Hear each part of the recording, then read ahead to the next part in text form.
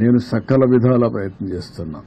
ఎట్టి పరిస్థితుల్లో లాస్ట్ మైల్కి ఇవ్వాలనేది నా యొక్క ప్రగాఢమైనటువంటి ఆకాంక్ష. ఎట్టి పరిస్థితులు చేయాలనే దృఢ సంకల్పం. కానీ ఎన్ని చేసినా చేయలేకపోతే ఈ రోజు నేను చూస్తే ఒకసారి చాలా బాధేస్తుంది. ఒక అతను 1 సంవత్సరం అబ్బాయి తీసుకొని వచ్చి ఏడుస్తున్న దగ్గరికి వచ్చి, నా భార్య వదిలేసి వచ్చాను ఈ పిల్లవాడి కోసం, వీడిని బతికించుకోవడం కోసం నేను భార్యను కూడా వదిలిపెట్టి ఇక్కడికి వచ్చాను, పలానా ఇంట్లో ఉంది, నా భార్యను తీసుకురండి అని చెప్పి ఏడ్చే పరిస్థితికి వచ్చాడు. ఒక పెద్ద ఆయన అయితే వైఫ్ డాటర్, మా ముందరిని ఆ వైఫ్ పెయింట్ అయిపోయే పరిస్థితికి వచ్చింది. ఆవిడ్ని తీసుకురావడానికి సమస్యలు. ముసలివాళ్లు నడవలేరు, బాగా వర్షపు నీళ్లు తడిచిపోయారు. తడిచిపోయిన తర్వాత బట్టలు కూడా లేవు, రోడ్డు మీద కూర్చునే పరిస్థితికి వచ్చారు. అవన్నీ చూసినప్పుడు ఎంత నిస్సహాయ స్థితిలో ఉన్నాం, ఎంత బాధాకరమైన పరిస్థితిలో ఉన్నాం అనే బాధ కలుగుతుంది. అందుకే ఈ రోజు మళ్లీ ఆలోచించాం.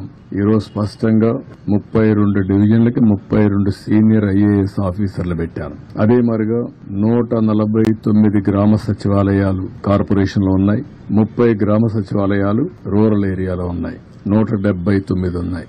179కి 179 మంది ఇన్ఛార్జెస్ పెట్టాం. ఒక గ్రూపు 2 సర్వీస్ కింద IAS కింద ముఖ్యమైన నాయకులను పెట్టాం.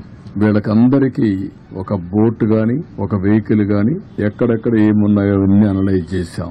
ఉదాహరణ, కొంతమంది నడిచిపోయే పరిస్థితి వస్తుంది, ఇప్పుడు బాగా వెసులుబాటు వచ్చింది కాబట్టి ఒక ట్రాక్టర్ ఒక వ్యాన్ పెట్టుకుని ఫుడ్ పాకెట్స్ అన్ని డిస్ట్రిబ్యూట్ చేసే పరిస్థితి వస్తుంది. కొంతమంది బోటే కావాల్సి వస్తుంది, బోటు ద్వారా ఇవ్వాలి. కొంతమంది ఏదైతే నడిచి కూడా నేను చెప్పాను ఇచ్చే అవకాశం వస్తుంది.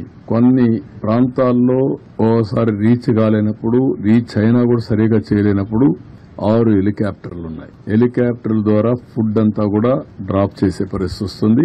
దానికి కూడా ప్రణాళికలు తయారు చేశాం.